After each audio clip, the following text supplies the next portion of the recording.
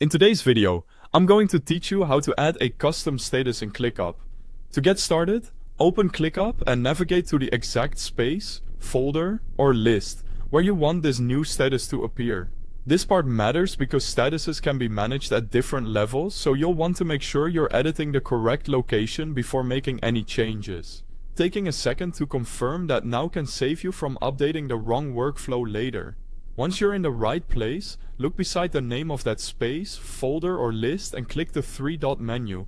This will open a set of options related to that specific area. From there, choose Settings. Inside the Settings panel, find and click Statuses.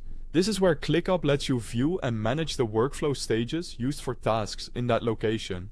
Next, select Custom to use a custom status workflow. This is the option you'll need if you want more control over how tasks move through your process. After that, click Add Status to create a new one. Now enter a name for the new status. Try to make it clear and meaningful so it fits naturally into your team's workflow. A good status name should instantly tell you what stage a task is in, which helps keep projects organized and easy to understand at a glance. After naming the status, choose a color for it.